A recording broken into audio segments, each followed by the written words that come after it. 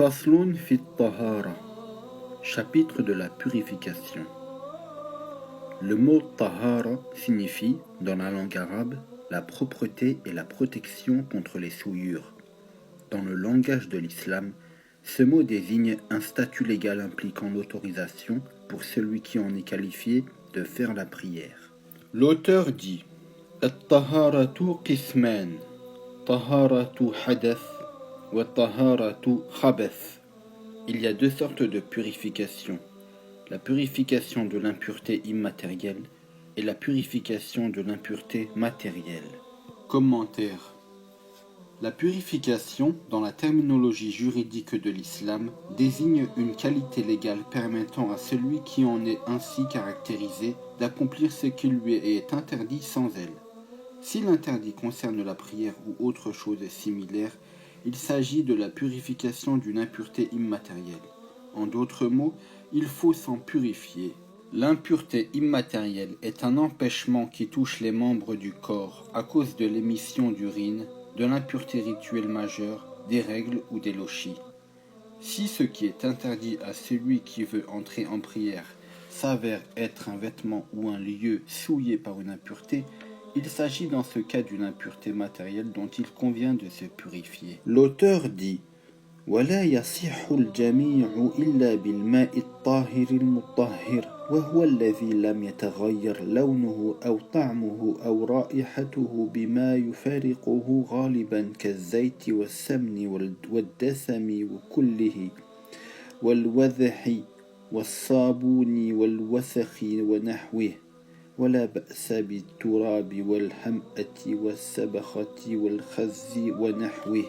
Ces deux sortes d'impuretés ne peuvent être purifiées qu'avec de l'eau pure et purifiante, c'est-à-dire avec une eau qui n'a changé ni de couleur, ni de goût, ni d'odeur au contact de substances qui d'ordinaire ne se trouvent pas dans l'eau, comme l'huile, le beurre fondu, un corps gras, la fiente mêlée d'urine séchée ou autre saleté qui se colle à la laine des moutons, le savon et autre chose du même genre. Et l'on ne tient pas compte de la terre, de la vase, ou si cette eau provient de terrains salés, ou si elle contient de la mousse ou autre corps analogue.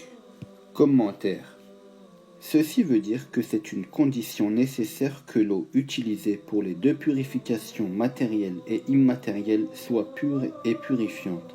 Il s'agit de l'eau en général, comme celle provenant de la mer, des puits, de la neige ou de la grêle.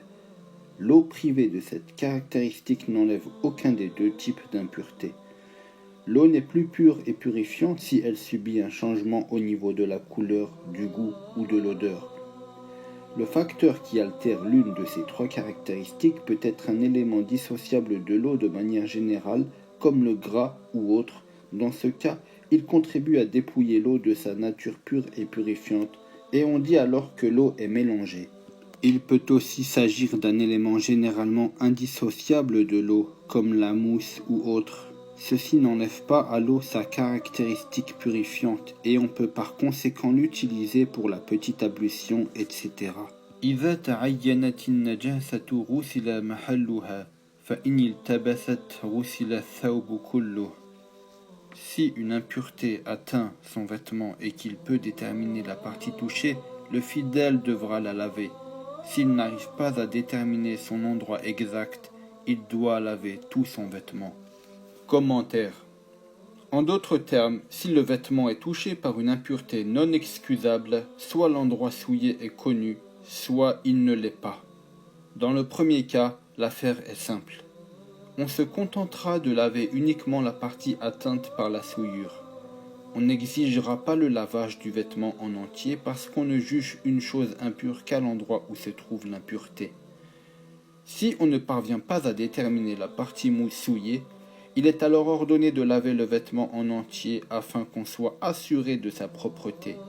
En effet, si on se limite à ne laver qu'une partie de cet habit, il existe toujours la probabilité que la partie touchée par la souillure ne soit pas celle-là. Le doute subsistera toujours. Par conséquent, le doute est levé non pas seulement en lavant une partie du vêtement, mais en le lavant intégralement. L'auteur dit وَمَنْ شَكَّ فِي إِصَابَةِ النَّجَاسَةِ نَضَحَ وإن أصابه شيء شك في نجاسته فلا نضح عليه. S'il soupçonne qu'une impureté a touché son vêtement, il doit asperger la partie sur laquelle porte le doute et non la laver. Si quelque chose atteint son habit et qu'il ne peut dire si cette chose est pure ou impure, il ne lui incombe pas d'asperger la partie touchée. Commentaire. Les propos de l'auteur ont deux aspects. D'abord, le fidèle est sûr de l'impureté d'une chose, mais doute si celle-ci l'a touchée. Autrement dit, il doute si cette impureté a souillé ou non une partie de ses affaires, comme ses habits par exemple. Dans un tel cas, il est sûr de l'impureté, mais doute si elle a touché ou non son vêtement. Il est tenu d'asperger d'eau l'endroit qu'il soupçonne avoir été touché par cette souillure. Ensuite, il est sûr d'avoir été atteint par l'élément en question, mais doute de son caractère impur. L'hypothèse est que cette chose a touché un endroit en particulier. En tel cas, rien n'est exigé de lui. L'auteur dit وَمَنْ تَذَكَّرَ النَّجَاسَةَ وَهُوَ فِي الصَّلَاةِ قَطَعَ إِلَّا أَنْ يَخَافَ خُرُوجَ الْوَقْتِ وَمَنْ صَلَّ بِهَا نَاسِيًا وَتَذَكَّرَ بَعْدَ السَّلَامِ أَعَادَ فِي الْوَقْتِ. S'il se souvient alors qu'il est en prière, qu'une impureté l'a atteint, il doit interrompre sa prière à moins qu'il craigne que son heure s'écoule. S'il s'en souvient après le salut final, il doit refaire sa prière avant que son heure légale ne s'écoule.